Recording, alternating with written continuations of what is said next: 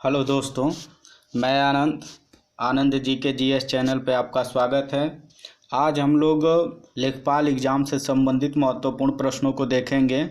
उसमें एक टॉपिक है ग्रामीण परिवेश। ग्रामीण परिवेश के अंतर्गत एक कृषि है, तो कृषि से संबंधित कुछ महत्वपूर्ण प्रश्नों को देखेंगे। आइए चलिए प्रारंभ करते हैं।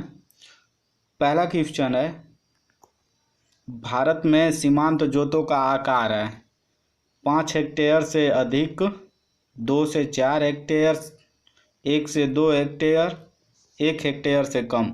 यहाँ पे आप लोग क्वेश्चन को पोस्ट करके 10 से 15 सेकेंड आप लोग पढ़ के फिर आंसर दे सकते हैं। मैं इसको पढ़ता जाऊंगा और आंसर देता जाऊंगा। इसके आगे थोड़ा सा विश्लेषण भी करता रहूँगा कि इसमें और क्या क्या दिया गया है। इसमें इसका जो सही ऑप्शन होगा वो होगा 1 हेक्टेयर से कम। इसका सही ऑप्शन होगा। इसमें और एक चीज़ और बताता हूँ, एक बिस्वा बराबर होता है एक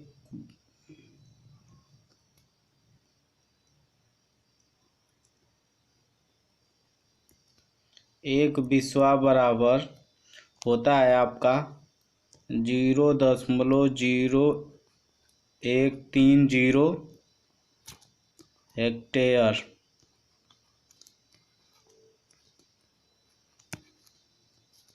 हेक्टेयर होता है। भारत में सीमांत जोत का आकार 1 हेक्टेयर से कम है, अर्थात जिनके पास 1 हेक्टेयर से कम भूमि है वो सीमांत किसान कहलाएंगे। और अर्ध जोतों का आकार 1 से 2 हेक्टेयर है। जिस किसान के पास 1 से 2 हेक्टेयर भूमि है उनको हम लोग अर्ध जोतों या लघु जोतों का आकार के श्रेणी में रखा जाएगा। और थर्ड है, अर्ध मध्यम जोतों का आकार 2 से 4 हेक्टेयर, अर्थात जिन किसानों के पास 2 से 4 हेक्टेयर भूमि है उनको हम लोग अर्ध मध्यम श्रेणी में रखेंगे। और मध्यम जोतों का आकार 4 से 10 हेक्टेयर, अर्थात जिन किसान के पास 4 से 10 हेक्टेयर भूमि है उनको हम लोग मध्यम जोतों में रखेंगे। बृहद जोतों में वे किसान आएंगे जिनके पास 10 हेक्टेयर से अधिक की भूमि होगी। एक चीज़ ये है कि यहाँ पे नोट में लिख लीजिएगा कि भारत में सकल जोतों में 68.75% सीमांत जोत है। यानी भारत में सबसे ज़्यादा अगर कोई है तो वो सीमांत जोत है, सीमांत किसान है। यानी जिनके पास 1 हेक्टेयर से कम भूमि है वो 68.75% हैं। और 17.62% लघु जोत हैं, अर्थात अर्ध जोत के आकार वाले किसान हैं। और 9.50% अर्ध मध्यम क्षेत्र के किसान आते हैं। और 3.8% मध्यम जोतों के आकार वाले किसान आते हैं। और 1% से कम यानी 0.57% बृहद जोतों के आकार वाले किसान हैं। अब दूसरा क्वेश्चन आता है, निम्नलिखित में से कौन सा भारत में भूमि सुधार का हिस्सा नहीं है? पहला ऑप्शन है जमींदारी प्रथा का उन्मूलन, दूसरा ऑप्शन है भूमि जोतों की अधिकतम जोतों का निर्धारण, तीसरा ऑप्शन है काश्तकारी सुधार, चौथा ऑप्शन है बहुफसली योजना। तो इसमें जो सही ऑप्शन होगा वो होगा बहुफसली योजना होगा। ये भूमि सुधार का हिस्सा नहीं है। आइए इसका थोड़ा सा संक्षेप में विश्लेषण देख लेते हैं कि क्या कहता है। भारत में आज़ादी के समय से भूमि का स्वामित्व कुछ हाथों में सीमित था, अतः देश को समृद्ध बनाने हेतु भूमि सुधार को अति महत्वपूर्ण माना गया तथा इस हेतु जमींदारी प्रथा का उन्मूलन, भूमि जोतों का अधिकतम सीमा का निर्धारण तथा काश्तकारी सुधार के कार्यक्रम को अपनाया गया। और उसमें ये जो था बहुफसली व्यवस्था को नहीं अपनाया गया था। तो ये जो है इसका ऑप्शन डी हो जाएगा। आइए देखते हैं अब नेक्स्ट क्वेश्चन। तीसरा क्वेश्चन है, निम्नलिखित में से कौन सा उपाय कृषि संरचना को कृषि विभाग के लिए प्रेरक बनाने हेतु अपनाया गया है? ऑप्शन पहला है मध्यस्थतों की समाप्ति, भूधृति सुधार, जोतों की हदबंदी, उपरोक्त सभी। तो इसका ऑप्शन हो जाएगा ऑप्शन डी, उपरोक्त सभी। यहाँ पे मैं बता दूं, भूधृति का मतलब होता है जो भूधृति सुधार से यहाँ से तात्पर्य है कि भूमि का वो क्षेत्र जो ब्रिटिश काल से लेके भारत की स्वतंत्रता तक के जो भी भूमि से संबंधित कानून बनाए गए थे, संशोधित किए गए थे, उनके बीच में है। जैसे रैयतवाड़ी व्यवस्था हो गई और स्थायी बंदोबस्त हो गया, महलवाड़ी हो गई, तो इन सब बारे में बताया गया। और जोतों की हदबंदी, हदबंदी का मतलब ये होता है कि जो मेड़ होता है, मेड़ के बीच में से, जैसे गांव में आप लोग सुनते रहते हैं कि वो मेरा मेड़ काट दिया, मेरा मेड़ काट दिया, तो उससे संबंधित है कि मेड़ों को बीच से नाप के और उनको बंटवारा करना, वही हदबंदी होता है। तो इन क्वेश्चन का जो आंसर होगा उपरोक्त सभी होगा। आइए नेक्स्ट क्वेश्चन देखते हैं।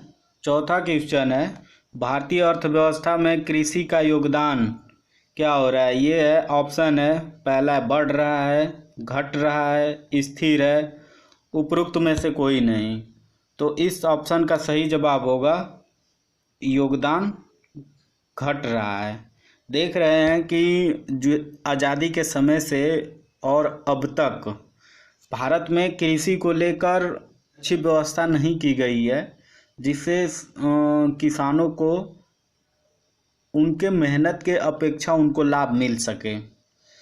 तो इसीलिए धीरे धीरे ये अर्थव्यवस्था में भी कृषि का योगदान घटता जा रहा है। लोग कृषि को छोड़ के लोग अपने अलग अलग काम धंधों में, अपना बिजनेस में लग रहे हैं। तो इसका सही ऑप्शन होगा घट रहा है। आइए नेक्स्ट क्वेश्चन देखते हैं। पांचवा क्वेश्चन है, निम्नलिखित में से किस प्रांत में सोयाबीन के खेती के अंतर्गत क्षेत्र सर्वाधिक हैं? ऑप्शन है, ए है उत्तर प्रदेश, बी है बिहार, सी है मध्य प्रदेश, तो डी है महाराष्ट्र। इसका सही ऑप्शन होगा मध्य प्रदेश। आइए थोड़ा सा इसका विश्लेषण भी देख लेते हैं। आर्थिक समीक्षा 2019-20 के अनुसार, यानी आर्थिक समीक्षा 2019-20 की जो रिपोर्ट आई थी उसके अनुसार ये बताया गया है, इसका आंसर जो भी उत्तर है। तो ये सोयाबीन उत्पादन के शीर्ष 3 राज्य, पहले नंबर पे मध्य प्रदेश जो 7.20 मिलियन टन की उगाई करता है, और दूसरे नंबर पे है महाराष्ट्र जो 4.55 मिलियन टन उगाता है, और तीसरे नंबर पे राजस्थान है जो 1.17 मिलियन टन उगाता है। और उत्पादकता के आधार पर शीर्ष 3 राज्य हैं। तो अगर उत्पादकता के हिसाब से पूछे तो पहले नंबर पे महाराष्ट्र हो जाएगा, और अगर उत्पादन के आधार पे पूछे तो पहले नंबर पे मध्य प्रदेश हो जाएगा। और यहाँ पे उत्पादकता के आधार पर जो होगा, पहला महाराष्ट्र होगा, दूसरा गुजरात होगा, और तीसरा आंध्र प्रदेश होगा। किस पंचवर्षीय योजना में कृषि ने ऋणात्मक विकास प्रदर्शित किया था? ऑप्शन ये ए है तीसरी पंचवर्षीय योजना, ऑप्शन बी है 5वीं पंचवर्षीय योजना, ऑप्शन सी है 7वीं पंचवर्षीय योजना, और ऑप्शन डी है 9वीं पंचवर्षीय योजना। तो कृषि ने ऋणात्मक विकास प्रदर्शित किया था, तो इसका सही ऑप्शन हो जाएगा, ये क्या हुआ, इसका सही ऑप्शन हो जाएगा ऑप्शन ए, यानी कि तीसरी पंचवर्षीय योजना में। इसका थोड़ा सा विश्लेषण अब देख लेते हैं। तो तीसरी पंचवर्षीय योजना का कार्यकाल था, जो समय था वो 1961 से 1965 था, और उसमें कृषि उत्पादकता की वृद्धि दर 1.0% दर्ज की गई थी। और इसी समय बीच में भारत चीन युद्ध और भारत पाकिस्तान युद्ध भी हो गए थे, जो यह एक भारत के अंतर्गत खाद्यान्न की कमी हो गई थी उस समय। तो यह भी एक बहुत बड़ा कारण बन जाता है तीसरी पंचवर्षीय योजना के असफल होने का। नेक्स्ट क्वेश्चन देख लेते हैं।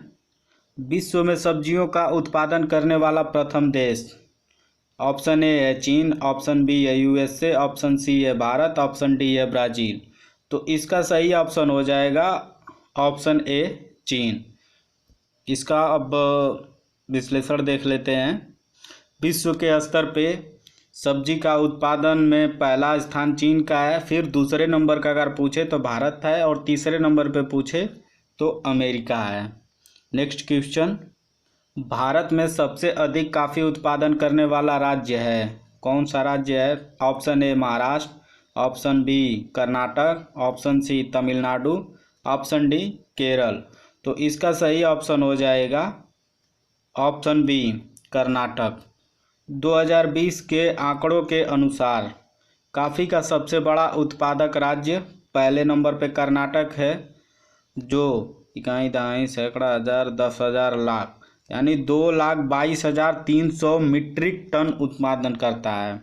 और दूसरे नंबर पे केरल है जो 65,736 मीट्रिक टन उत्पादन करता है। और थर्ड नंबर पे तमिलनाडु है जो 17,440 मीट्रिक टन उत्पादन करता है। तो इस तरह सही ऑप्शन हो जाएगा कर्नाटक। नेक्स्ट क्वेश्चन नंबर 8 है, आर्थिक समीक्षा 2018-19 में भारत में कृषि निर्यात की सर्वाधिक मूल्यवान वस्तु है। ऑप्शन ए है खली, यहाँ पे टाइप करने में मिस्टेक हो गया है, यहाँ पे खली है।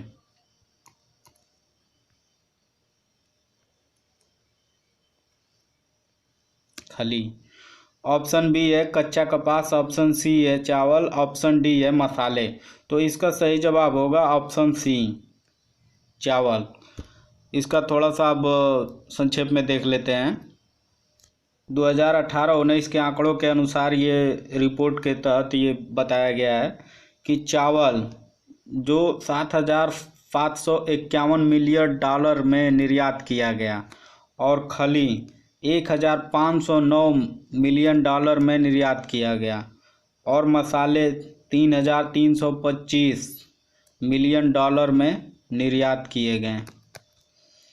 कच्ची कपास में तो इस तरह सबसे ज़्यादा अगर कोई निर्यात की गई वस्तु तो वो थी चावल। तो चावल हमारा आंसर हो जाएगा। अब नेक्स्ट क्वेश्चन देख लेते हैं। निम्नलिखित में से कौन सी नकदी फसल नहीं है? तो ऑप्शन ए है जूट, ऑप्शन बी है मूंगफली, ऑप्शन सी है ज्वार, ऑप्शन डी है गन्ना। तो इसका जो सही ऑप्शन होगा ऑप्शन सी, ज्वार हमारी नकदी फसल नहीं है। इसको थोड़ा सा और अच्छे से देख लेते हैं। खाद्यान्न फसलें यानी वे फसलें जो खाने योग्य होती हैं, चावल, गेहूँ, मक्का, जौ, मोटे अनाज तथा दलहन इत्यादि और भी इसमें होते हैं।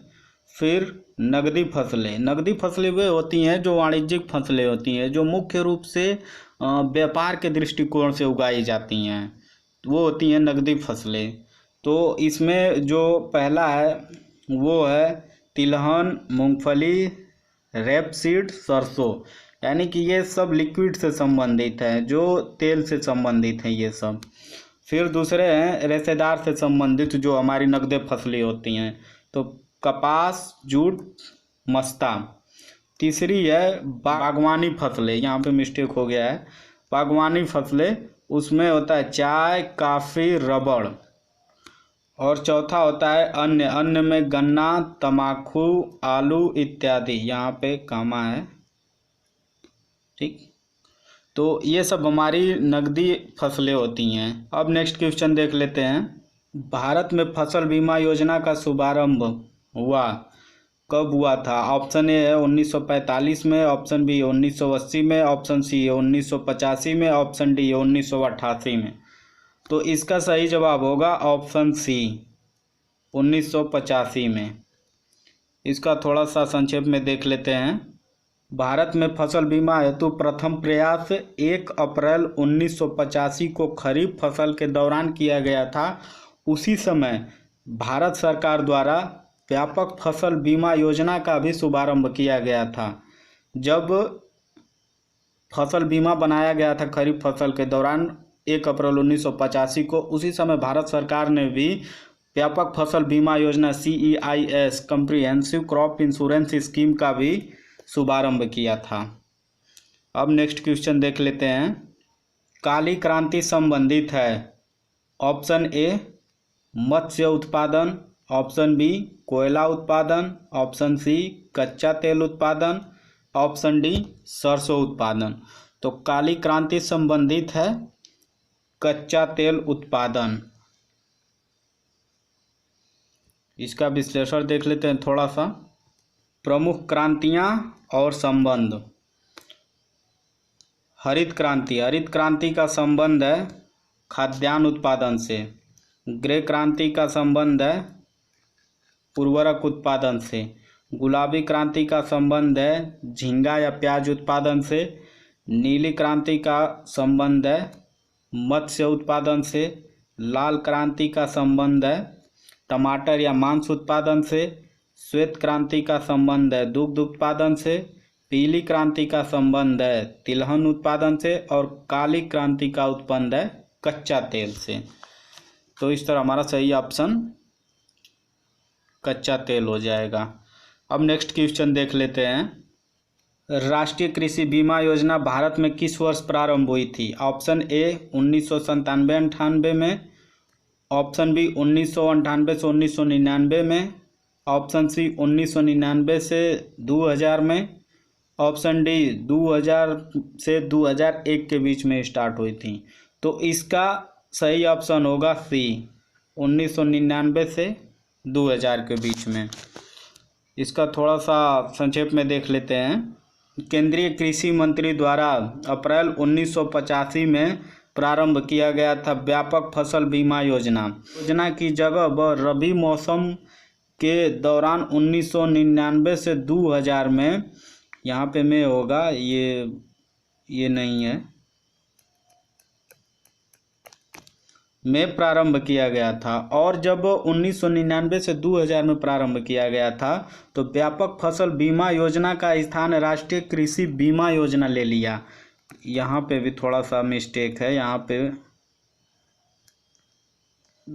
बीमा रहेगा, बीमा योजना ले लिया। और इसका उद्देश्य था, जो राष्ट्रीय कृषि बीमा योजना का उद्देश्य था, सूखा, बाढ़, ओला, चक्रवात, आग, कीट, बीमारियों तथा प्राकृतिक आपदाओं आदि फसलों की किए गए क्षति से कृषकों का संरक्षण प्रदान करना था। यानी कि राष्ट्रीय कृषि बीमा योजना को प्रतिस्थापित करके प्रधानमंत्री फसल बीमा योजना कर दिया गया है। उत्तर प्रदेश में किसान बही योजना किस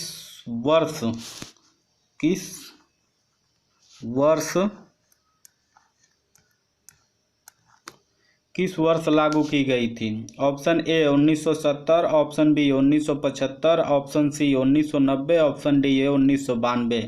तो इसका सही ऑप्शन हो जाएगा 1992। अब देख लेते हैं नेक्स्ट क्वेश्चन नंबर 13। 8वीं पंचवर्षीय योजना के दौरान योजना आयोग ने भारत को कितने प्रमुख कृषि जलवायु क्षेत्रों में विभाजित किया गया था? ऑप्शन ए है 10, ऑप्शन बी है 15, ऑप्शन सी 20, ऑप्शन डी है 25। तो इसका सही ऑप्शन हो जाएगा ऑप्शन बी, 15 जलवायु क्षेत्रों में विभाजित किया गया था। और इस तरह सभी क्वेश्चन को संक्षेप में बताया गया। और ये सभी क्वेश्चन किसी न किसी एग्ज़ाम में पूछे गए थे, उन्हीं क्वेश्चन को मैं लिया हूँ। आप कमेंट करके ज़रूर बताएं कि यह वीडियो आपको कैसा लगा। और आनंद जी के जीएस चैनल को सब्सक्राइब करें, शेयर, लाइक एंड सब्सक्राइब करें। जय हिंद।